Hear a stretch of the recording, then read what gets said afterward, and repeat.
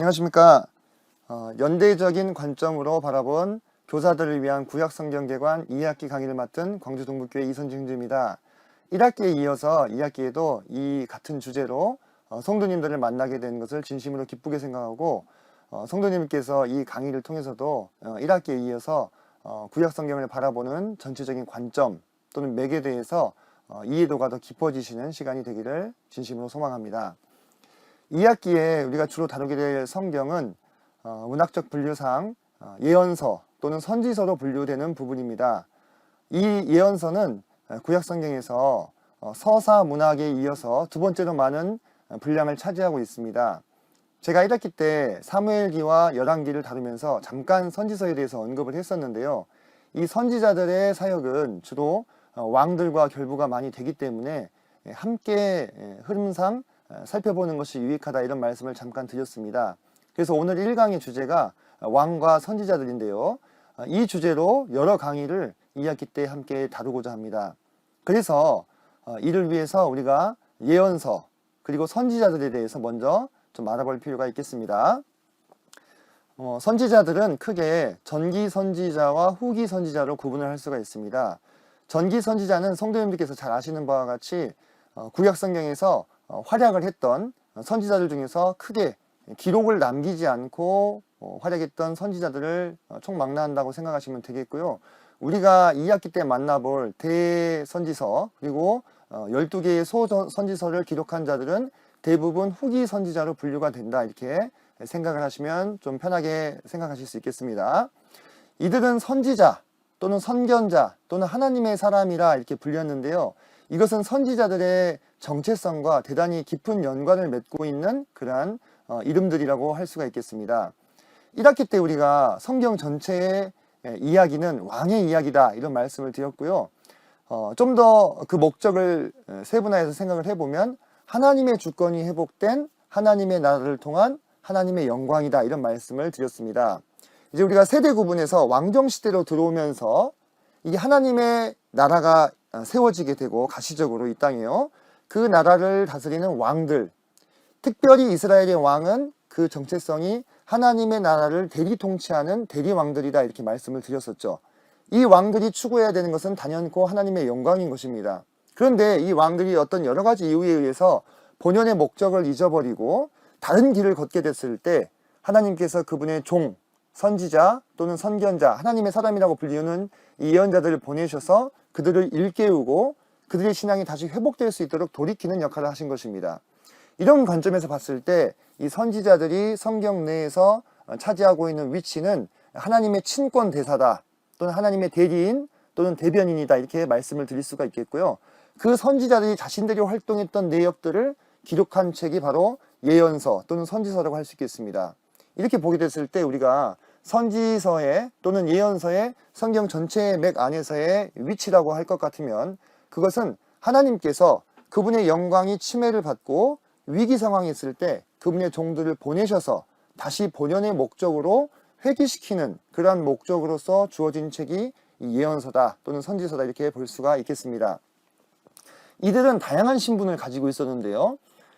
전기 선지자 중에서는 왕도 있었고요, 또는 제사장, 농부, 목자 등등 사회 각계각층의 사람들을 하나님께서 사용하셨던 것을 볼 수가 있습니다.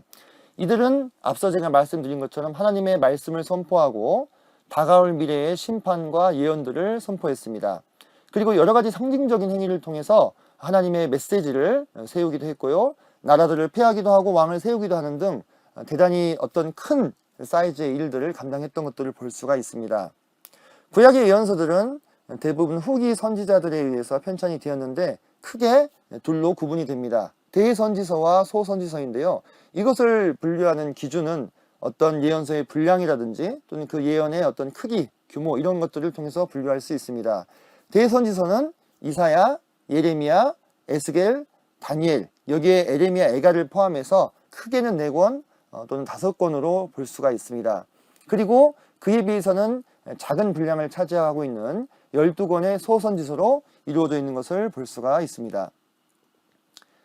선지자들의 활동 시기를 좀 살펴보게 되면 분열 왕국 시대에 바벨론 포로로 잡혀가기 이전에 활동했던 선지자들, 그리고 북이스라엘이 멸망하고 나서 남왕국만 남아있을 때 활동했던 선지자들을 구분해 볼 수가 있고요. 바벨론으로 포로로 잡혀가서 거기서 활동했던 선지자들, 크게 다니엘과 에스겔이 있죠. 그리고 바벨론 포로 이후에 다시 고토로 귀환해서 그때 활동했던 선지자들로 구분을 해 볼 수가 있겠습니다. 이들의 활동 지역은 크게 북이스라엘, 열방, 남유다 세 개로 구분할 수가 있는데요. 많은 수의 선지자들이 주로 남유다에서 활동했던 것들을 우리가 표를 통해서 확인할 수가 있고요. 특별히 열방에서 활동했던 세 선지자 오바댜, 요나, 나훔의 활약을 통해서 하나님께서는 이스라엘만의 하나님이 아니시라 온 열방에 그분의 관심이 있으시고 또 자비와 은혜를 베푸시는 분임을 또한 확인할 수가 있습니다. 북이스라엘에서는 아모스와 호세아가 대표적으로 활동을 하였습니다. 선지서의 경우에 해당 예언서를 집필한 선지자들의 이름과 뜻이 상당히 그 선지서의 또는 예언서의 방향과 일맥상통하는 것들을 우리가 관찰할 수가 있는데요. 그래서 이들의 이름의 뜻을 탐구하는 것이 이 성경 관찰에 많은 유익을 줍니다. 그래서 이 예언서들을 탐구해 보았을 때 정말 그 선지자들이 받은 이름대로 산 경우가 대단히 많이 있습니다. 그래서 사람은 정말 자기가 받은 이름대로 산다는 생각을 다시 한번 하게 되고요. 어떤 경우에는 선지자들이 자기가 집필한 예언서 안에 자신의 이름을 직접 새겨놓은 경우도 있습니다. 표를 보시면 알겠는데요. 이사야, 예레미야, 에스겔, 요엘, 그리고 미가와 스바냐, 말라기가 자신의 이름의 뜻을 자신의 예언서에 해당되는 구절에 풀어서 적어놓은 것들을 우리가 관찰을 해볼 수가 있는 것도 대단히 흥미로운 대목이라고 말할 수가 있겠습니다. 자, 다음으로 열왕과 선지자의 도표를 좀 살펴보게 되겠는데요. 앞서 말씀드렸다시피 선지자들은 대부분 왕과 결부돼서 많이 활동을 했습니다. 왜냐? 그때 당시는 왕정시대였기 때문에 최고의 의사결정권자는 단연코 왕이었습니다. 왕이 어떤 신앙의 이 방향을 취하느냐에 따라서 전체 나라가 하나님의 영광을 추구하는 방향으로 나아갈 수도 있고 또는 우상 숭배와 음행으로 빠지는 방향으로 나아갈 수도 있었기 때문에 선지자들은 어떤 면에서는 정말 목숨을 걸고 죽음을 무릅쓰고 그 왕들에게 직언을 하는 그러한 역할을 감당했던 것들을 많이 관찰할 수가 있는데요. 대표적인 전기 선지자로서 엘리야와 엘리사가 북이스라엘에서 활약했던 것들을 볼 수가 있습니다. 그들은 각각 아합과 예후와 함께 활동을 하면서 그 왕들이 하나님이 기뻐하시는 뜻으로 돌이킬 수 있도록 최대한 노력을 많이 했던 것들을 볼 수가 있습니다. 이들은 따로 기록을 남기지는 않았지만 우리가 열왕기를 통해서 그들의 활약을 확인할 수가 있었고 1학기 때 그 부분을 강의를 했었습니다. 그 뒤에 이제 오바댜, 요엘 이런 선지자들이 남왕국에서 활약을 했고요.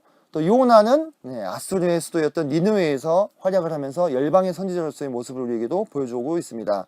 그리고 동일한 시대에 아모스와 호세아가 활약을 했는데요. 이들은 북왕국의 마지막 전성기를 구가했던 여로보암 2세 때 활동을 했던 선지자들입니다. 여로보암 2세 때는 아수르가 전체 국제 정세상 혼란을 겪고 있는 틈을 타서 마지막으로 북이스라엘이 어떤 정치적인 또는 경제적인 번영을 누렸던 시기입니다. 그때 이스라엘 백성들이 그들을 불쌍히 여기시는 하나님께서 잠깐 그들을 편안케 하신 그 참뜻을 알지 못하고 그러한 경제적인 풍요와 부요 속에서 허우적대면서 오히려 하나님께로부터 더 멀어지는 그러한 현실을 개탄하면서 아모스와 호세아 선지자가 그들을 다시 하나님께 돌이키기 위해서 여러 방편으로 메시지를 전달했던 것들을 이후에 이어지는 선지서 강의를 통해서 확인해 보실 수 있겠습니다. 그리고 우시야 사후에 활약했던 이사야와 미가 선지자가 거의 동시대에 활동했던 선지자들인데요.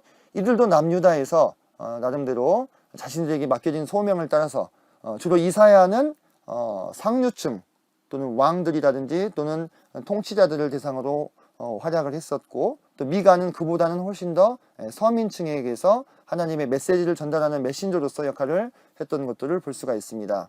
그 이후에 BC 722년경에 북이스라엘 왕조가 아수르에 의해서 완전히 멸망이 됩니다.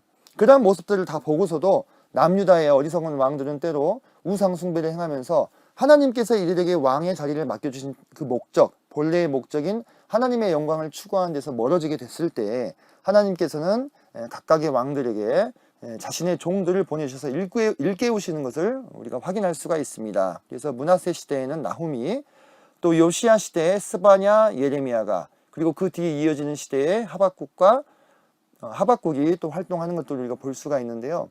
이들의 공통된 사역의 어떤 목적은 왕들을 일깨우고 다가올 심판들을 또 예고하고 하나님께 돌이키는 역할들을 했던 것들을 우리가 확인할 수가 있습니다.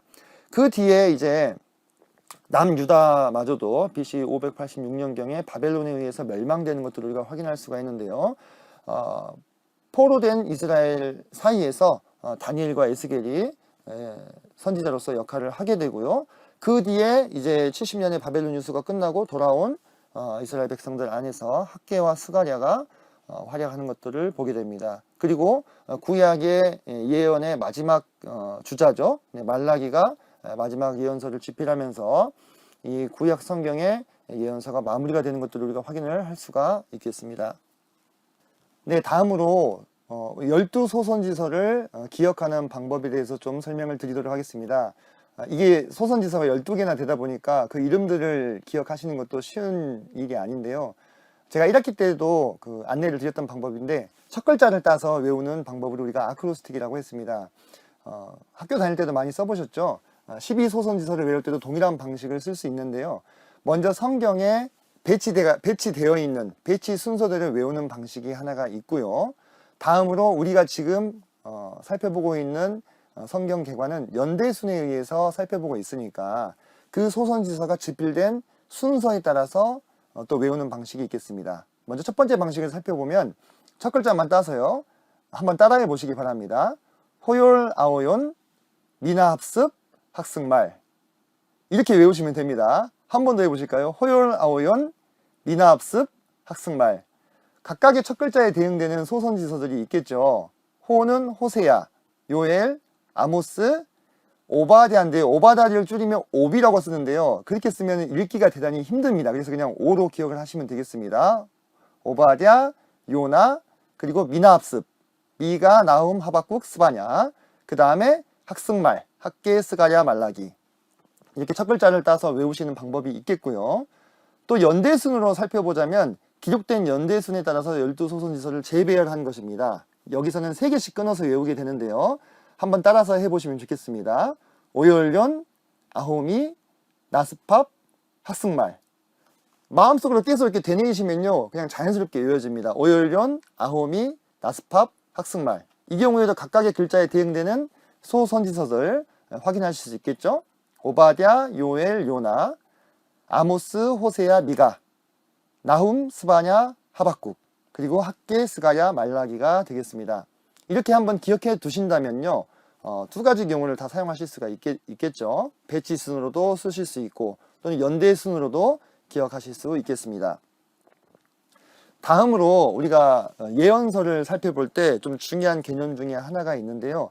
예언의 산봉우리다 우리가 보통 이렇게 표현을 많이 합니다. 구약의 선지자들은 아직 신약의 성도들만큼 모든 예언이 뚜렷하게 그들에게 다가온 상황은 아니었습니다.